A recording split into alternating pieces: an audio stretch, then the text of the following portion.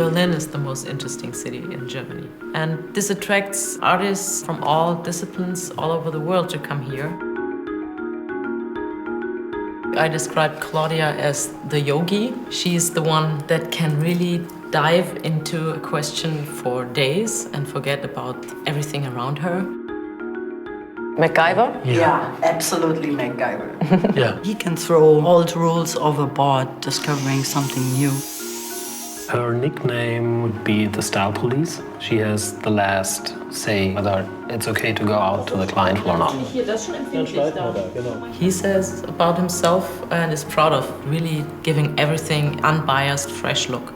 And his second nature is being our master of geometry. Herman Miller was something like the blueprint of the ideal client. Therefore, we almost knew Herman Miller before we actually met them. Their development is design-driven and research-based. I don't know any other company that would define it that way.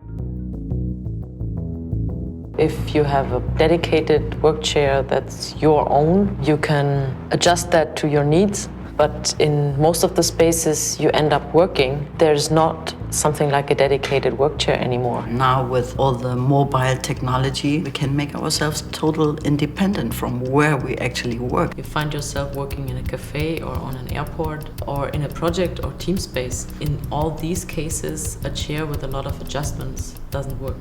The need for this kind of chair was clearly out there.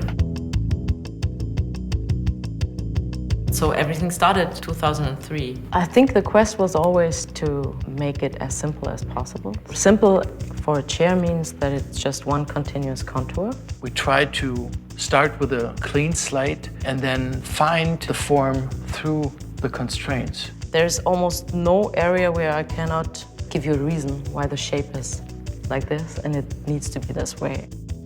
We try to close the whole circle of what you call development. So prototyping, for example, we do that all in-house here.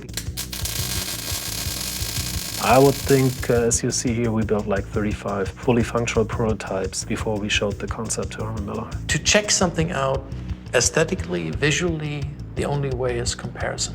Direct comparison. You don't get the feedback from the computer. If a chair is uncomfortable, everybody, expert or not, can immediately tell you this is just not comfy. This is really a functional prototype. The tricky thing was how to make this part here and the synchronization between seat and back out of one part. This is one of the very first beams we milled here in our office. And as you see, there are no spokes in here. The seat portion and the back portion is a continuous part, but it doesn't communicate with this one. This was the first kinematic chain that we built really quick and dirty. This is a very early breadboard model of the kinematic beam. When I move this, you can see that while this is moving quite a lot, this is moving very little. And you can also see that it works in both ways. This is like one of the first all out of one material. This area here you call a living hinge where it has no true pivot point, but it acts like an axis. This is the very last one we built here in our shop before presenting the whole concept of this technology to Herman Miller. We wanted materials that can be bare, like uncovered, uncoated. The only aluminum that can be used like this is called H-alloy. That is a material that is only used in cars so far. In the first prototype tool, we tested all kind of material combinations. The nice thing about an ordinary plastic like polypropylene is not only that it's very economically, it's also very, very reliable over time, and it really, really recycles good. The environmental aspect is inherent. We don't discuss it anymore. It's part of our job to only design products that don't use up too much energy, don't use up too much material. We really tried hard to shave it down to the absolute minimum.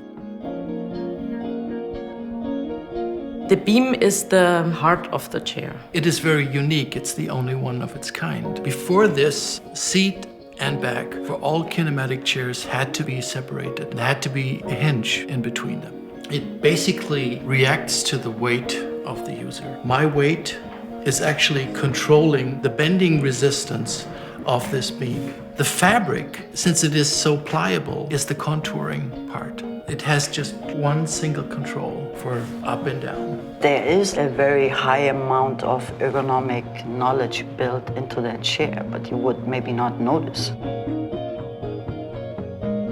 We can dial into our kinematic beam every performance that you need for a certain application. Hospitality, airports, in lounges, education, in your home office. You ain't seen nothing yet.